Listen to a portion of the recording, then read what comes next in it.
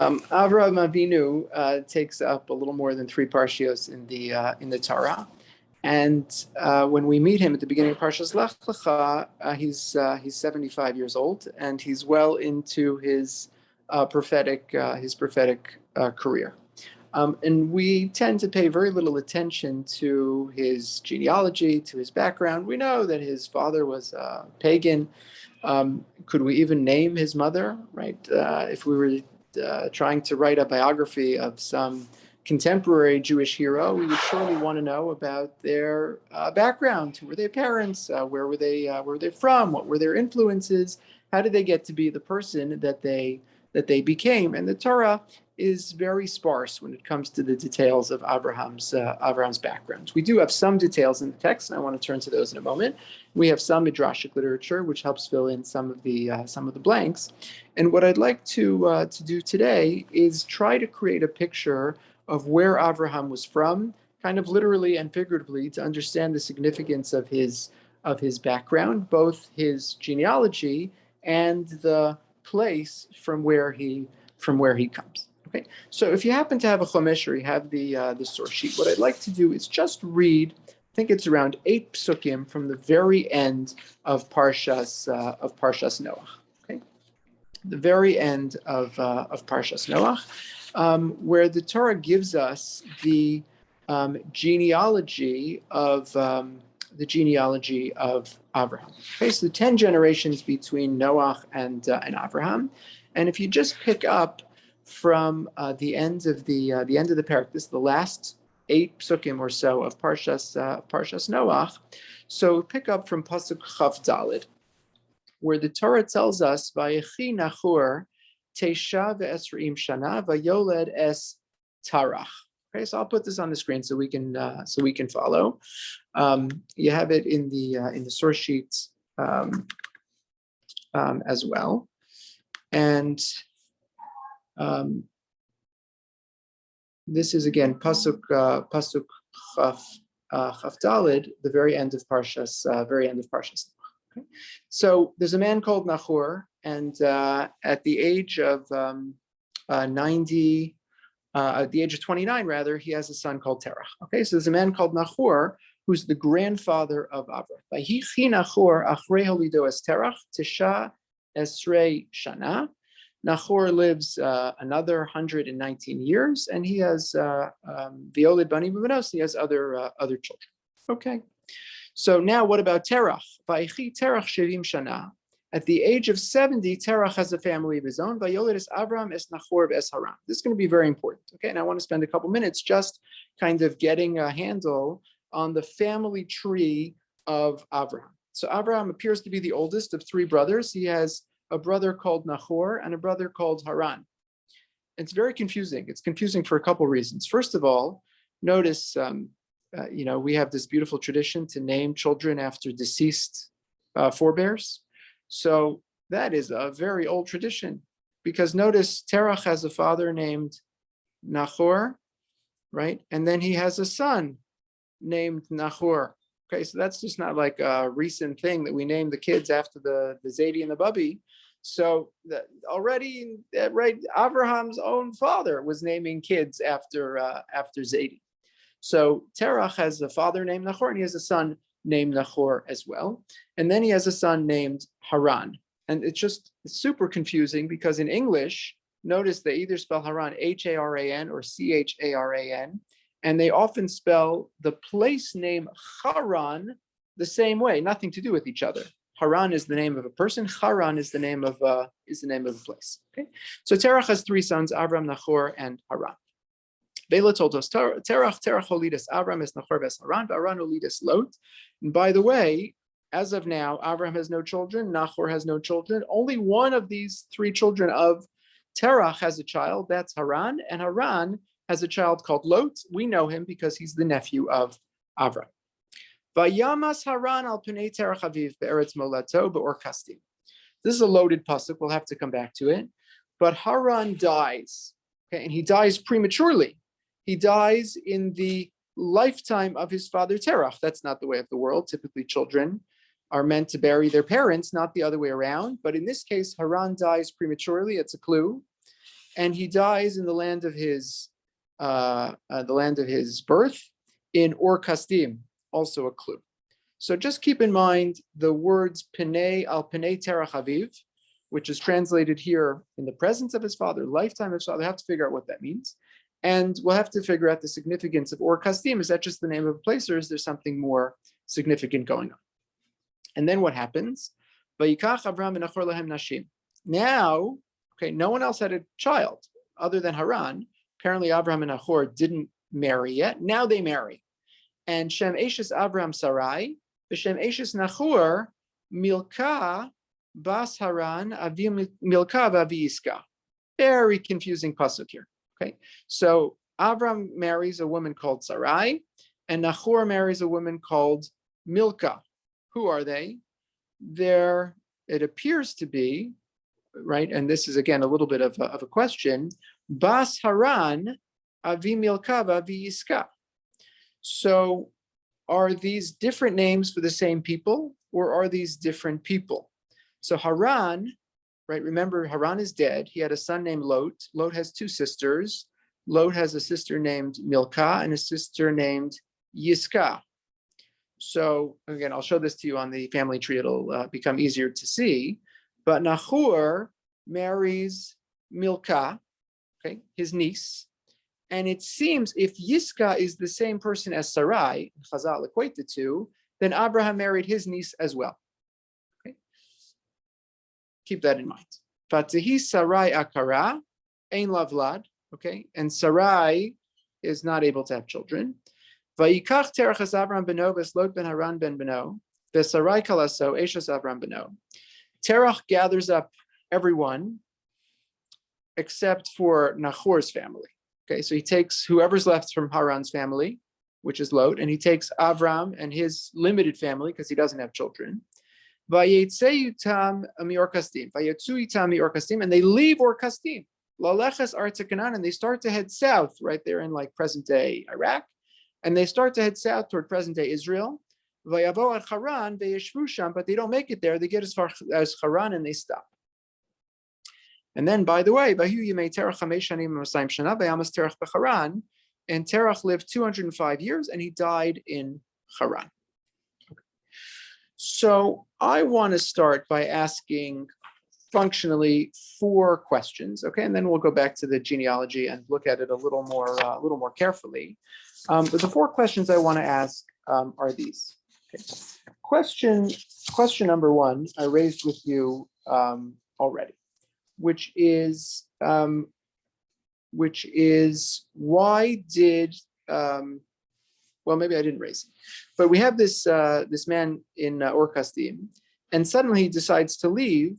So what precipitated that decision to leave Or Kasdim? Okay, the Torah is telling us that he made a choice to leave. It must be significant. Why did he leave? Question number 1. Question number 2, which we did highlight, which is the death of Haran. So what is that about? How did he die? Or maybe we could even say, why did he die? And what's the message behind his death? Question number 3, there's something very odd in the pasuk, because the Torah tells us that Terach set off on a journey to get all the way from Or Kasdim to Canaan, but he only made it halfway there. He stops and he decides to live out the rest of his days in a place called Haran. Why? Okay. And question number 4, and this is the problem with beginnings. I mean, I had to choose some arbitrary place to begin this course, and it wasn't going to be with the first chapter of Genesis, or the first verse of Genesis. So if you're not starting from the beginning of the book, any place you start is arbitrary. It's a little arbitrary. So I started with the Zaidi and the father of Avraham. Maybe it's not entirely arbitrary, but something happens earlier in this chapter. What happens earlier in this chapter? Earlier in this chapter, it's really the only narrative we get between Noach and Avraham. What's the one narrative we get between Noach and Avraham? The story of Migdal Bavel, right? The story of the Dor Haflaga, the folks who built Migdal Bavel.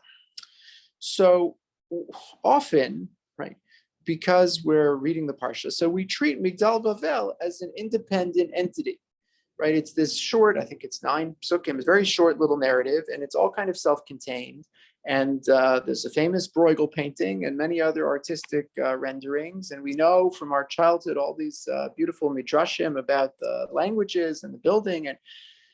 And we fall into the trap of treating it independently when, in fact, what I want to argue tonight is that it forms an important bridge between Noach and Avraham and is the maybe necessary prerequisite for understanding so much of Avraham's background, but we never link the two, right? Migdal Bavel is an old story, and then generations later already we get to Avraham. So in the Midrashic tradition, and again, this is a whole line of thought which we've talked about a little in the past. I'm just going to mention it in passing. I'm going to work with the assumption that's again, I would say predominant in the Midrashic tradition, that the only reason we have these first 12 chapters of Sefer Bereshis is to tell us something about the world Avraham comes into. So I'm skipping Bereshis and Noach by and large, but at the very least, right, I want to argue that Migdal Bavel is necessary for understanding who Avraham was.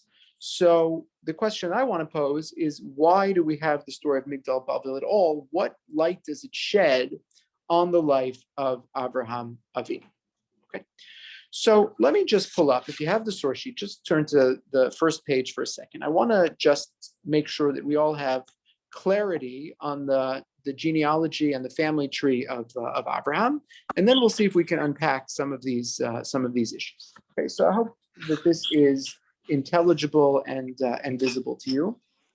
This family tree starts with Terach. In fact, right, I just picked this up off the internet, but if I were making family tree, I would start with Nahor so that you could see that, right, Terach names his second son after his own father. Okay, be that as it may, Terach has these three sons, Avraham, Nahor, and Haran. Okay, Nahor, we're going to put aside, but because he's not relevant for today, but we circle back to him. Why does Nahor become so important? Nahor becomes so important because his side of the family, right, is responsible for producing Lavan and Rivka. So, right, the whole future of Abraham's lineage is predicated on a return to, right, that line of the family, the Nahor line of the family. What I do want to point out, though, is that Haran is the father, right? Haran dies. We'll see why in a second. Is the father of Lot, who's going to figure very prominently in the next chapter, and these two sisters, Milcah and Yiska. Okay. Now, on this family tree, it doesn't put together what Chazal put together, which is that Yiska is actually the same person as Sarai, in which case Avraham is marrying his niece, okay? And I'll just say something else, which we'll come back to in a couple weeks, which is, more than once, Avraham says to Sarah, don't say you're my wife, say you're my sister. So, and we always say, oh, well, she's a niece, so maybe it's close enough. If she's the niece, then she's also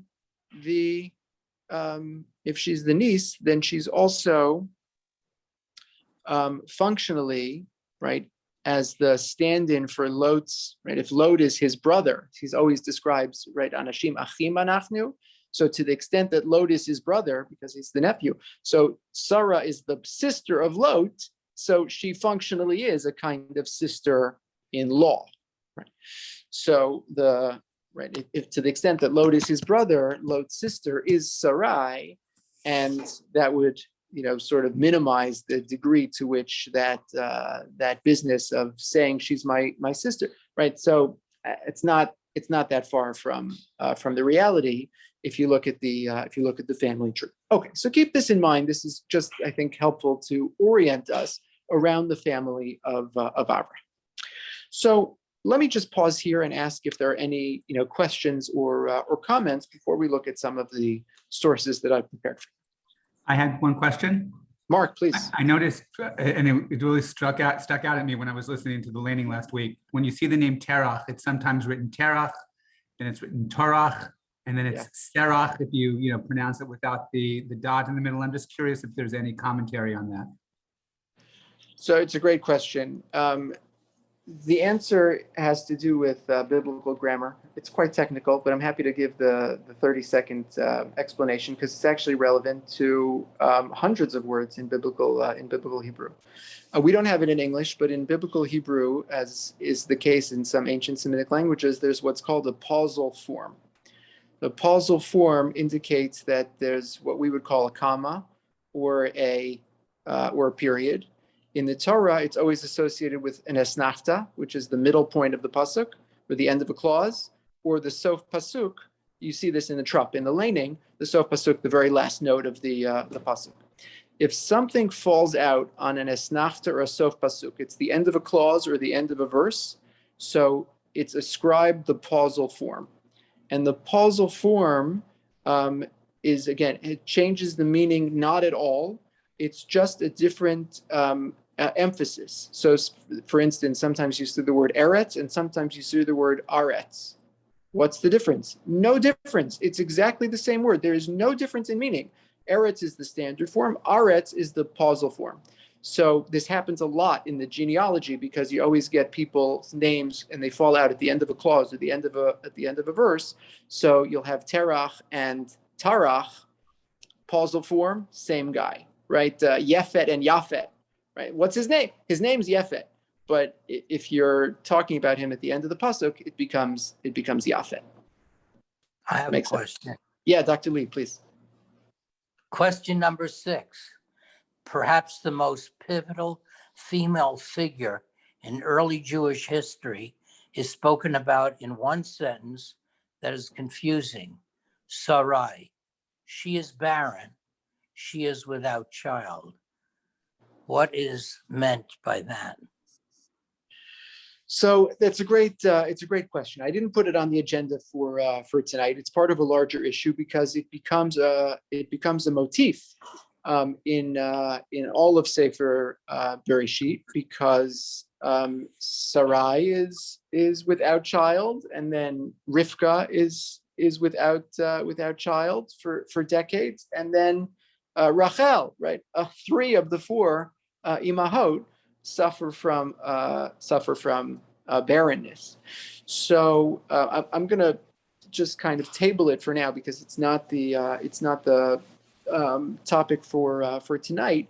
But on the answer to your question on a literal level is the couple has no children.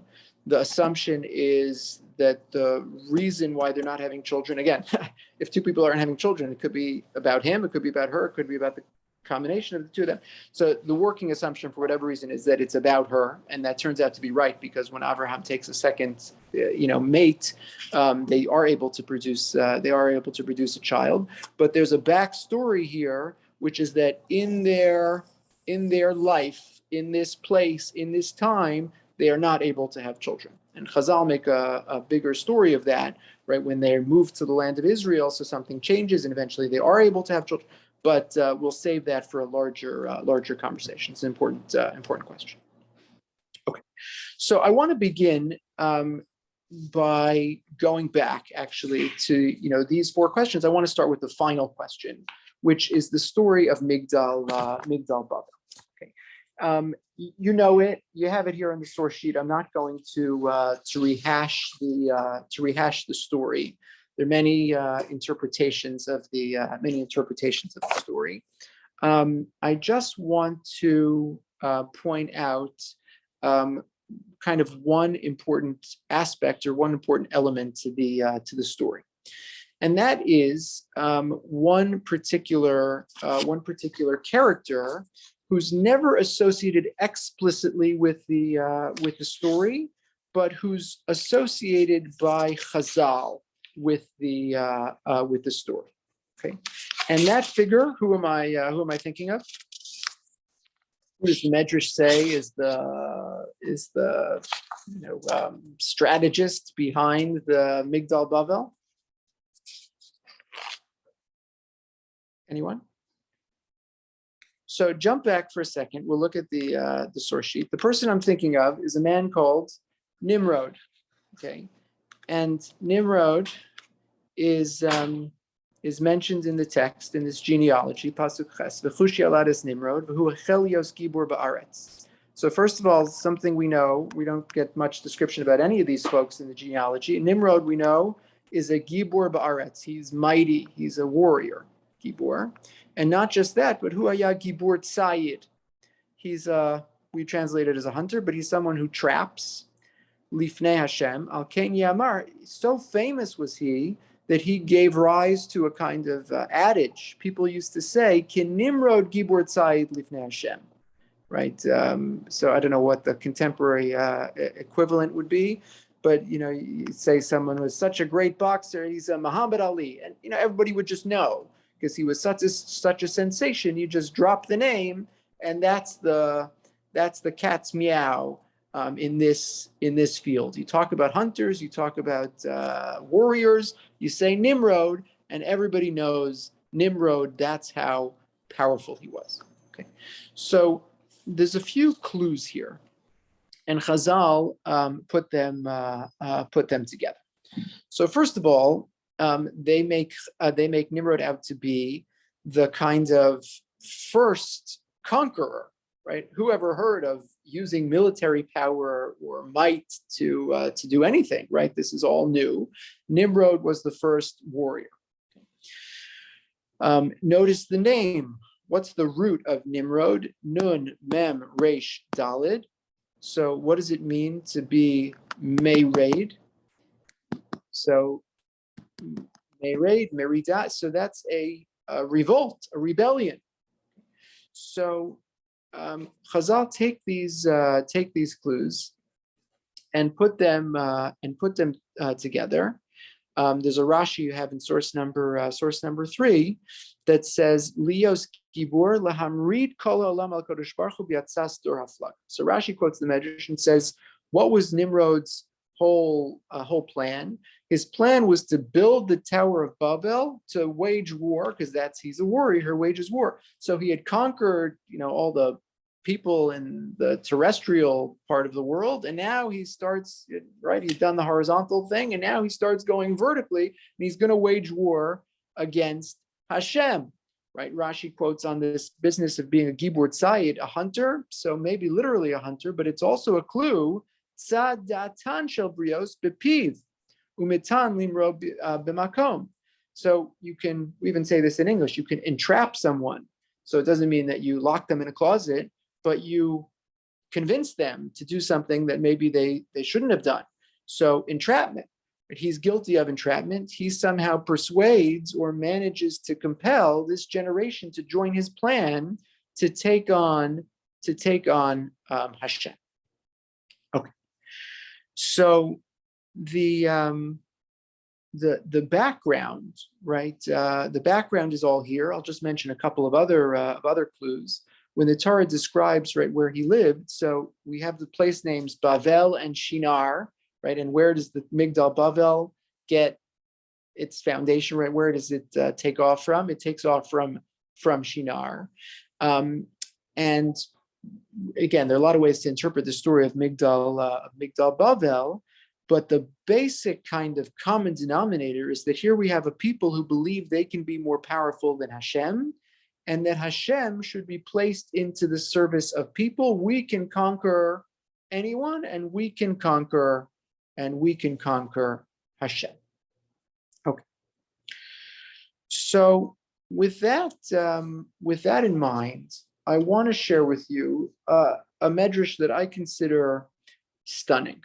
Okay, and I think it throws into relief everything that's happening in the kind of prehistory of Avraham Avinu. Okay, and if you have the source sheet, I'll put it up because it's too important not to see. But this is on page 4 of the source sheet, and let me see if I can bring it up with the share screen function. Again, if you have the source sheet, it's source number 4, and hopefully you can see it. Okay, so the Medrash has a beautiful kind of style in that it uses psukim to create a drasha. So just don't be distracted by the fact that the Medrash in Bereshis is picking on a pasuk from Mishlei to formulate its interpretation, just sort of accept that as the midrashic style. So the Medrash says, Al terach v'al Avraham beno, hayu omrim chacham b'ni b'samach libi v'ashiva chorfi davar. So about Avraham and about Terach and Avraham, his son, you could apply the pasuk that says, "Be wise, my son, and be happy, because we'll somehow be able to respond to the insult, to the problem, to the issue at hand." So, what is that a reference to? So Medrash says, I want to apply this pasuk to the story that we're reading here. Elu b'nei dor haflaga, shemitoch darkehen hargu es bini, v'nimtza avud min ha'ulam hazeh umin ha'ulam haba. The Medrash places this pasuk in the mouth of Terach and says, I want to tell you what Terach is doing in this little section. Terach says the following. He says, he points to the Dor Haflaga. He points to Nimrod and his followers. And he says, I blame you. You guys are responsible for the death of my son. And because of you, my son has lost his share in this world and has lost his share in the world to come. Amad v'yatza misham l'shem shamayim. Because of what happened, and again, it's a little elliptical here. It's not entirely clear what he means. But somehow he's blaming Nimrod and his compatriots for the death of Haran. Okay. Again, you have Nimrod, who's a warrior.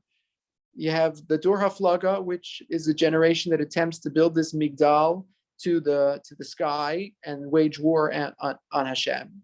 And you have the premature death of Haran. The Medrash puts it all together and says, Terach blames Nimrod and the builders of Migdal Balvel for the premature death of his son. He stands up and he says, Amad v'yatza misham l'shem shamayim. And he says to Avraham, we're out of here. And he makes that decision l'shem shamayim, right? As a kind of like a conscientious objector, right? The whole world is going along with Nimrod, and he says, not me, I'm gone. Okay. Shenemar, because the pasuk says, "Vayikach terach es Avraham b'no," he picked up and he relocated his entire family. Again, Nahor is married; he's got his own life, so Nahor is not included in the kind of still nuclear family. But Lot, who's been orphaned because his father is gone, Avraham and Sarai, who don't have children, Terach picks all of them up and says, "We're leaving." And then, this is a kind of poetic flourish. The Medrash ends and says, "Scharo sheyatza misham." You know the reward that accrued to him because he made this decision to leave? Zacha v'himlicha Kadosh Baruch Hu es Avraham beno b'chayav 35 shana.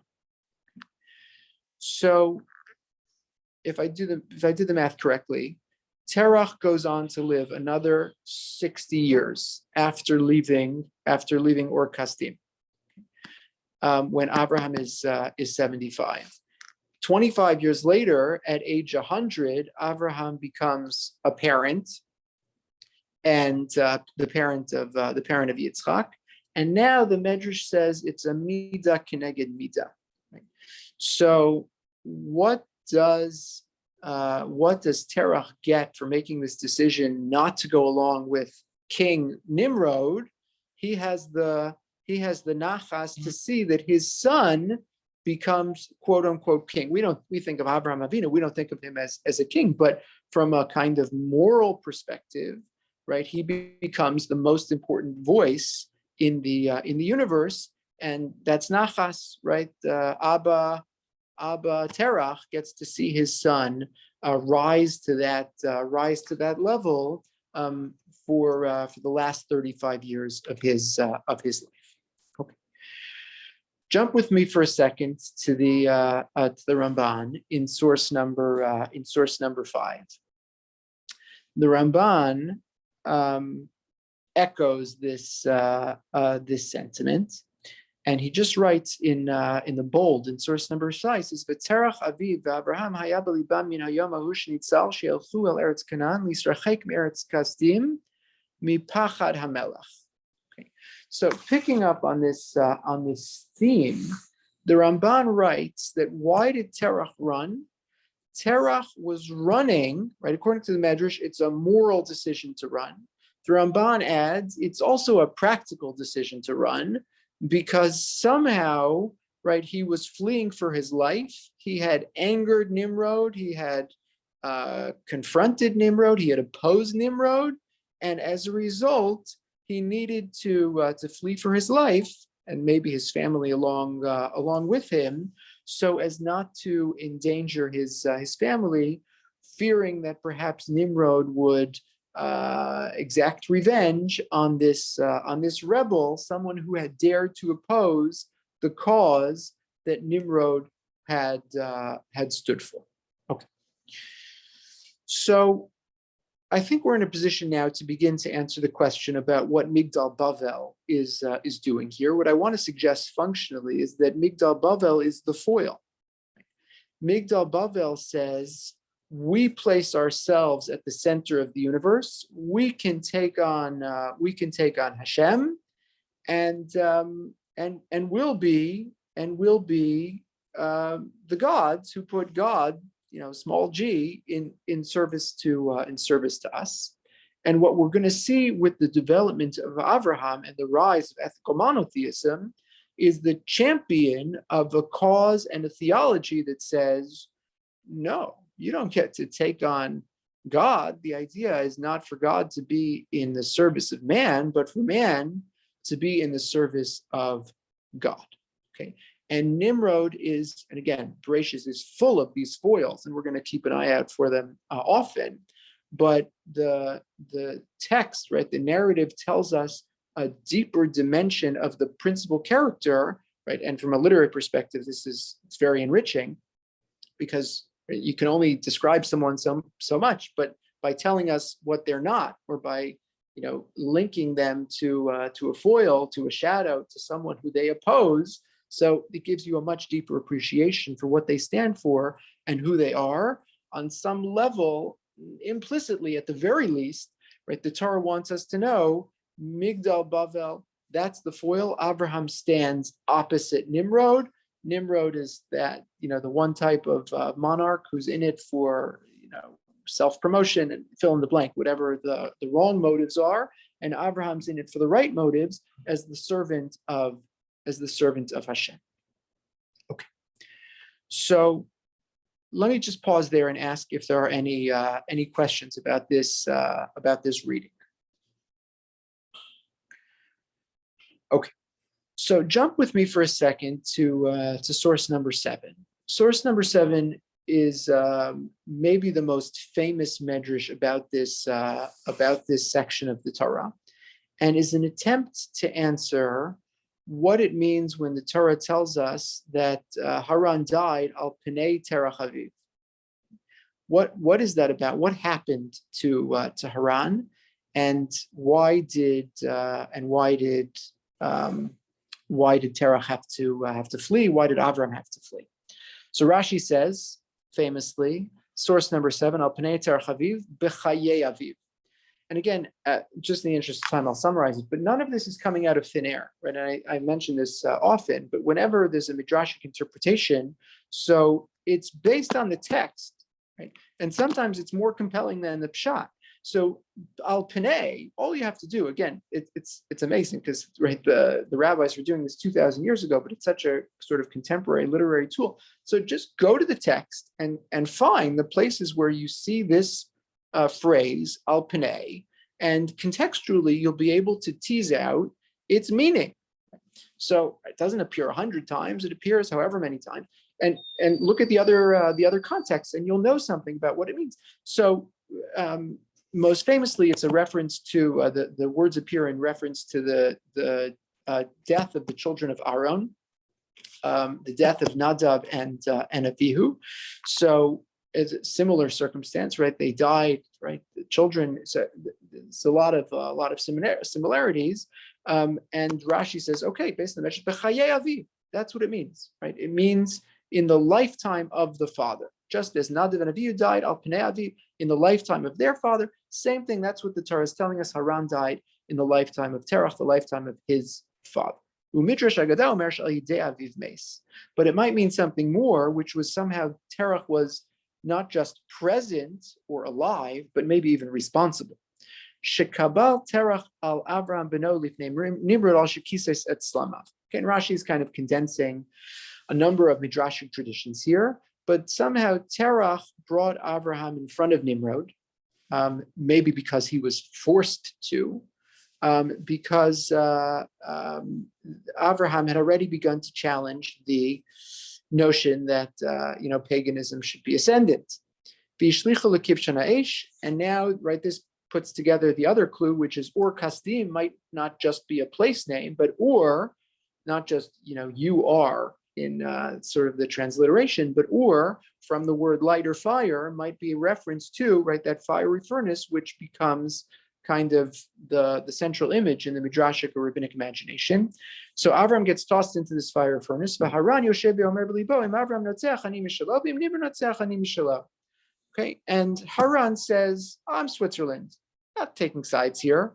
We're just going to wait and see.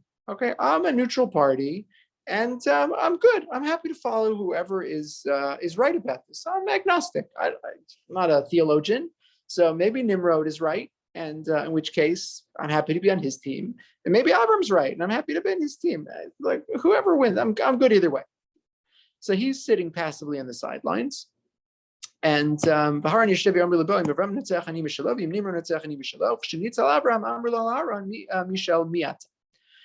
so Avraham survives the fiery furnace, and then they turn to Haran and they say, okay, your turn, buddy. Whose side are you on? So he says, I'm with the winner. Monday morning quarter, I'm good with the winning team. The winning team is Avraham. I'm with him. So they say, great. So you say, okay, well, you're on Avram's team. You know what we do with Avram and his team and his teammates? We toss him into the fire furnace. They toss him into the fire furnace, and he perishes. V'zehu ur kastim. And that's, Rashi says, that's the meaning of ur kastim. Okay. So hold that explanation in the back to remind. I'm going to come back to it in a second. We have to understand the answer to the question of why it is, right, if Terach was on a mission to get to Canaan, right, which is what the pasuk says. It says he left Ur Kasdim and headed to Canaan, and he ended up in Haran. So what happened? Why did he get waylaid? Why did he stop? Why didn't he complete the mission?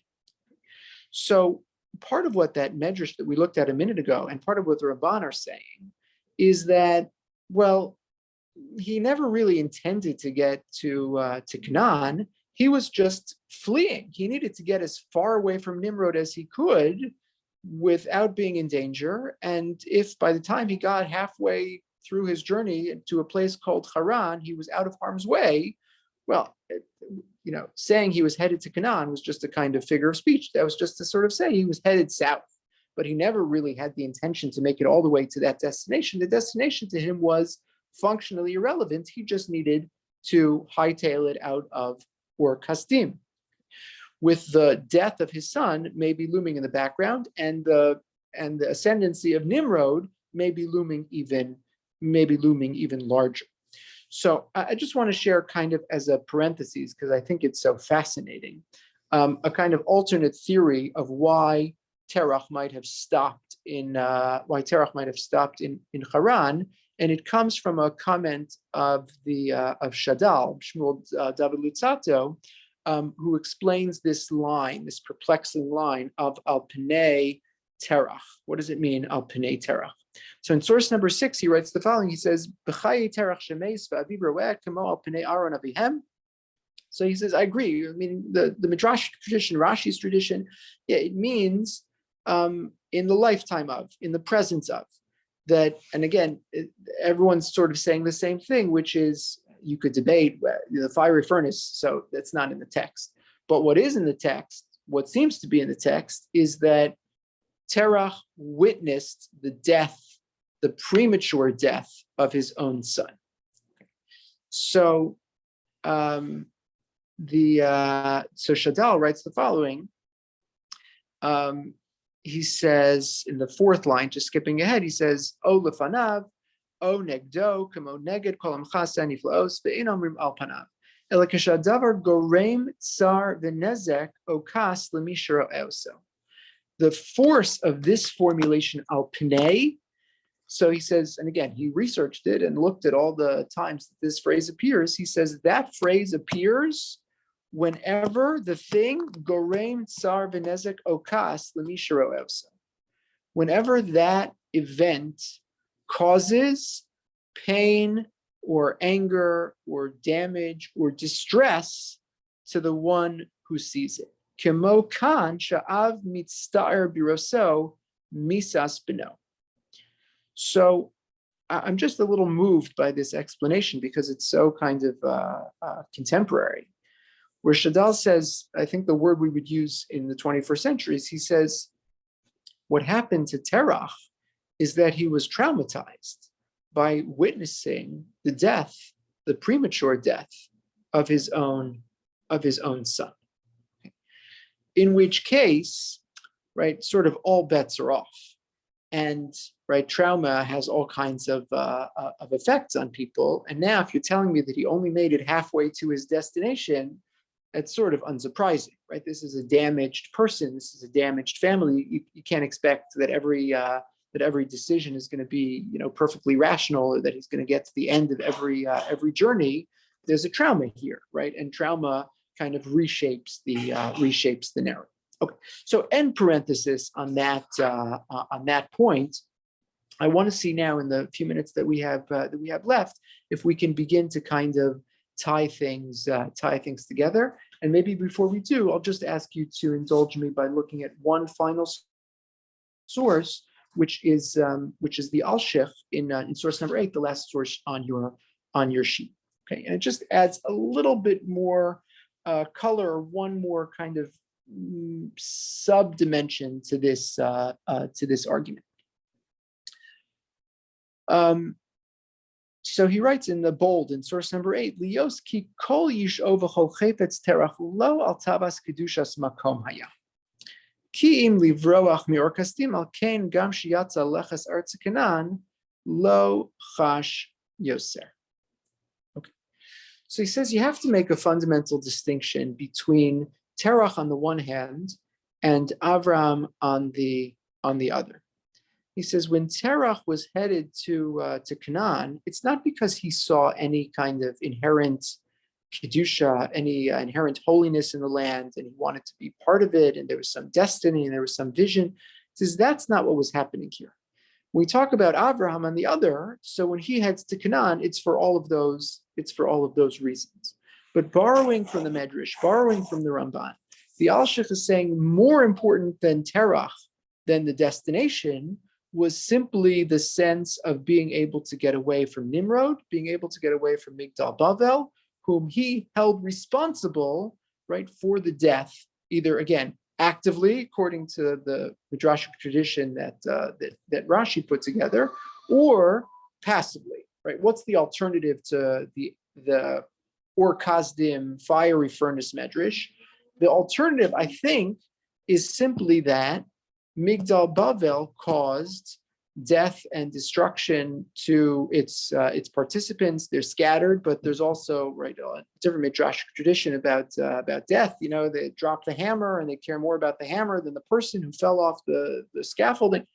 So, right, maybe Haran died in the fiery furnace, or maybe he died because he got swept up into the project of Migdal Bavel, which was a literal and figurative and moral catastrophe, right? And Terach now holds Nimrod accountable, and kind of everyone in this place accountable for the death of his son, which maybe traumatized him. And he says, I'm gone, I'm out of here. And he picks up and starts to head toward a new life and a new destination, with the sense that the destination doesn't really matter as long as I can, get as far away as I can from Nimrod and everything that he stands for. Okay, so let me see if I can kind of conclude with a sort of summation and a final argument. We talk about famously in Haggadah on Seder night, we say this is our fulfillment of the sense of matchil begnus and messiah b'shvach. So is it literal? Is it figurative? What's the sort of unflattering part of our history that we begin with? Either that we come from pagans or that we were slaves.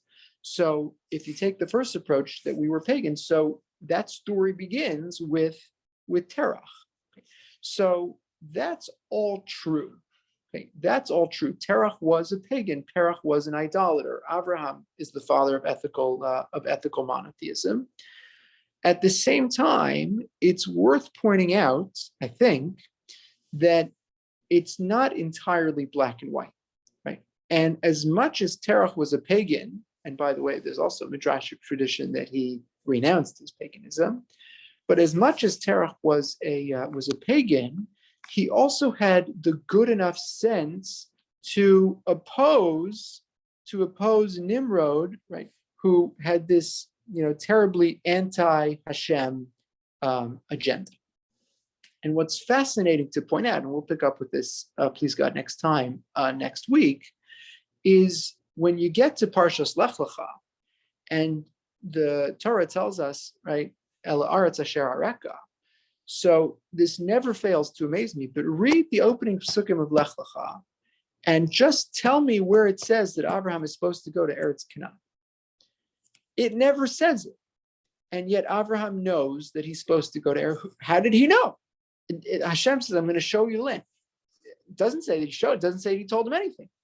He goes to Canaan because he's fulfilling the unfulfilled journey of his father.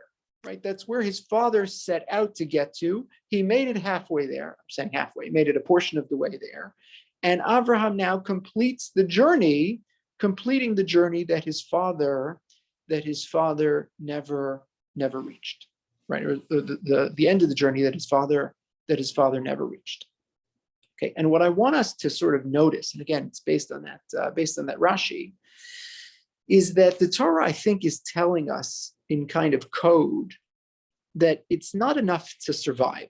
Right? And again, it's fascinating. It's not for now, but it borrows from the Avraham Noach paradigm, right? And that opposition, because Noach is the survivor, and okay, you got to credit people who at least survive and get you to the next generation.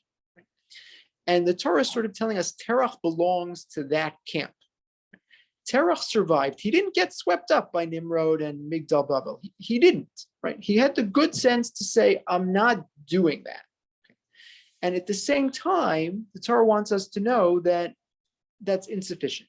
It's not enough to, say, this is a terrible place. I have to leave the terrible place. It's not enough to not ally yourself with the bad actors, right? What you have to do is become an Avraham. Right? And that's, I think, a little the force behind that extraordinary medrash that Rashi quotes when he tells us about how Haran died. Okay? Because what I want to say is sort of the apple doesn't fall far from the tree. That Terach and Haran were kind of a piece. And they're Switzerland. And they, we're not such experts in theology. We're not taking sides. If something's really terrible, yeah, okay, then maybe we shouldn't be a part of it. But no one ever, right? Terach never said, Nimrod, how could you do this?